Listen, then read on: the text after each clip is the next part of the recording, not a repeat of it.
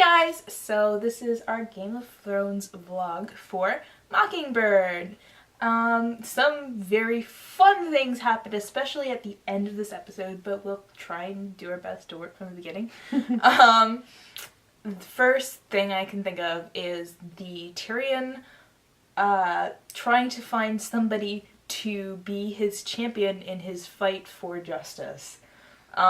His obvious choice, Jaime, declines because he cannot fight a goat with his left hand because his right hand was chopped off and that was his sword hand. His next choice is Bronn, who says nope because he's off to marry a highborn lady and enjoy being a rich person. And you kind of feel sad about this, but it's interesting that like Tyrion's like, yeah, you know what?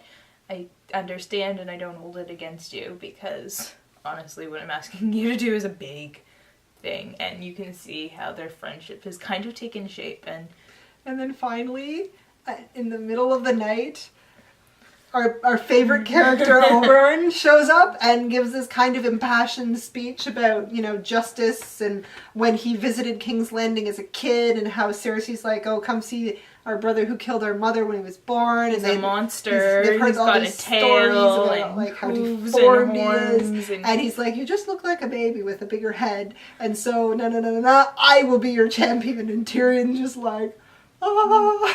Oh, and it's just such a brilliant move because Oberyn has been wanting to get at the mountain forever, and I am so shocked that Tywin Lannister did not think about that when he set the mountain up to be the champion on the other side. Oh. And it's just like, I swear to God, in the books, it was Tyrion who had figured this out and decided to ask Oberyn to do it.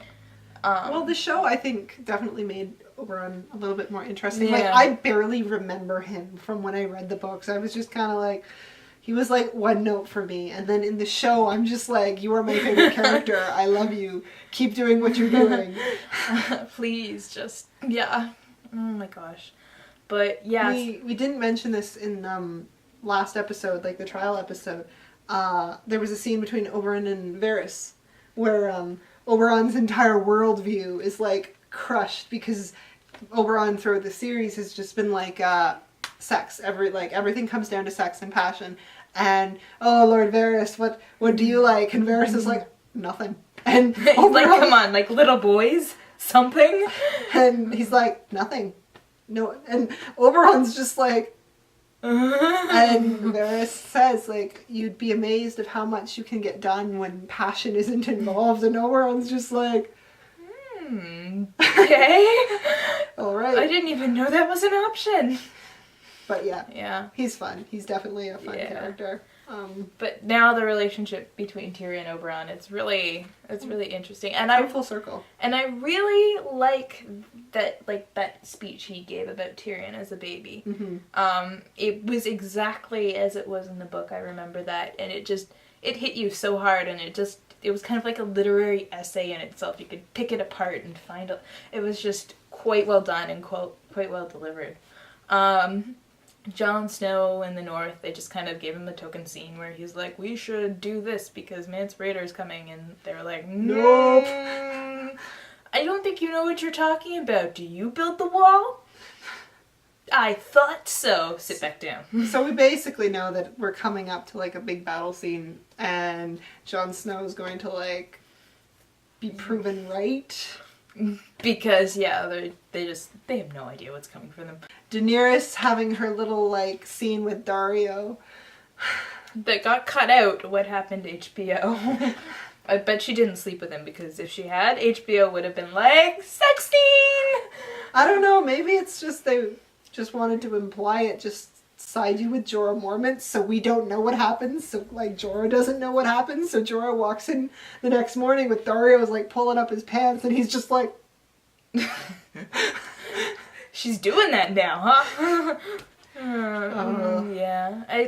Yeah, that's what I mean. I don't think they actually had sex, because HBO would have thrown it at you if they had. I don't know. I don't know. But she's finally starting to realize that she can't just be like, black and white, people. This is how all the situations She's been having a really hard time giving that up, though. Like, it definitely takes some, like, coercing out of Mormont to be like, hey, if Ned Stark treated slavers the way you're treating slavers, I wouldn't be alive today. Arya and the Hound. Yes. That was a very touching scene as well. The second part, not the first part. In the first part, they're on their way and they run into Rourke and Biter. And the two of them kind of have words with Sandor, and it turns into a fight where Sandor gets bitten on the neck, and then Arya ends up killing Rourke. Yeah. She's like, I can't kill you unless you tell me your name. I was like, what's your name? And he's like, Rourke. And he's like, thank you.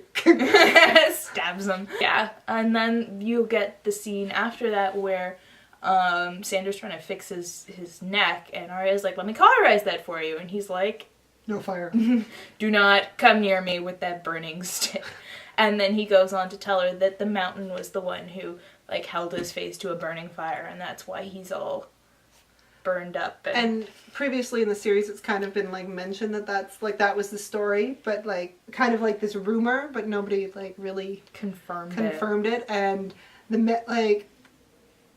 it's messed up when you think about it. He's just like, I was playing with his toy, and so he took my face and shoved me into the fire, and my own father, to protect my brother, like, said that my sheets caught on fire. And I'm just like, imagine living with that. Yeah, and then you have to see him every day, and just, like, that's gonna mess you up, and the Hound's pretty messed up. And then if you, like, going back, I was watching some clips from season 1, specifically when the Mountain is riding against Loras in the joust, just how the Mountain gets Loras on the ground afterwards, and how the Hound just, like, steps right in. Like, I remember it doesn't, that, yeah. like, no flinching, it's just like, bam, I'm gonna do this. And you're like, yeah.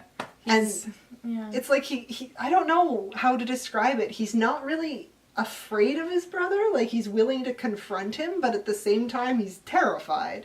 I don't know, like, what do you think would happen if they met on their way, like the Hound was walking down the road and Sandor and Arya were walking down the road? I think that, like, the Mountain would attack because of Arya. Like, no. But here we are. I think the Mountain would be the one who would initiate. I don't think the Hound would, because the Hound would just be like, let me go. Like, screw you. But if the Mountain initiated, the Hound would fight back. Mm-hmm. That would be my, like, I don't think the Hound is, like, out for revenge, which is why his character is, like, has my attention, because there's so many characters in this show specifically that are, like, a play on the whole, like, knight figure, and, like, what is, like, the good knight. Like, you have Jaime, who looks like the good knight, and he's kind of got this kind of skewed immoral thing going on, but he still very follows his values. Then you have Brienne, who's probably the only, like, decent human being left in this show. And then you have the Hound, who's, like, this ugly, creepy, scary guy who has done a lot of bad things, but at the same time has done, like, a lot of good things. Like, specifically his relationship with Sansa. Mm-hmm. That was a really cute, weird relationship. Yeah. Like, he's so complicated. Yeah. You just kind of gotta throw him in a situation and see what comes out, because he doesn't really respond to things like you would expect. Like, how he's the Hound because he's, like, pointed at things and, like... Yeah, because, yeah. It's not exactly what he did to survive, but it was part of how he survived. It's weird. I don't know. Definitely one of the more, like, complex characters in the show. Oh, for sure. Who do you think would win, the Hound or the Mountain? The Mountain. I'm just gonna say it. The Mountain's too big. The Mountain's too strong. I think they'd take each other down. Really? You think so? Like, they both end up getting it, but... I'd like to say the Hound would win, but my money is on the Mountain just because what we've seen of him, he's like the equivalent of a tank. He just, like, destruction. But I feel like the Hound knows his brother, and he would know his tricks too, so while the Hound would probably end up getting him because he's so big and friggin' strong, that the Hound would be able to take him down with, like, one final. It would be an interesting matchup. Which we're never gonna see. But the thing that we definitely want to talk about is Littlefinger being a Banff. Okay, so that whole Sansa's out doing her thing because the snow's falling, so she's built this lovely little version of Winterfell. And out comes Robin, and he's like, "What you doing?" And she's like, "Look, I'm making Winterfell." And he's like, "You need a moon door." And she's like, "Fine, whatever, do what you want." And then he breaks the tower, and she's like, "You broke the tower." And then he goes into this big fit, and she's like, "The crap, dude!" And she slaps him. Yeah. And he's shocked, and he cries, and he runs off. And out comes our good old buddy, Peter Baelish. She's like, "That kid should have been slapped a long time ago." And you're like, "Yes." It starts out kind of this kind of heartwarming scene where he's talking about things, and he's talking about the reason that he helped get Joffrey killed because he loved her mother, and if love doesn't really play a big role in marriage, specifically when it comes to like the families, because it's all about politics and na. But if we lived in a world where love was more important, you might have been my daughter. And you're just like, "Oh, Littlefinger," and then he kisses her, and you're like, just like, this just went from like extremely heartwarming to like creepy. But then the camera pans away, and you see that Lysa Arryn is watching. So you're like, is this him being creepy? Or is this a power play? Because you gotta remember, he is like, Littlefinger knows how to push everyone's buttons. So, I think given what we know is coming, that we don't want to talk about, I would argue that, yeah, it's a power play. Because he's... Yeah, I would argue that too.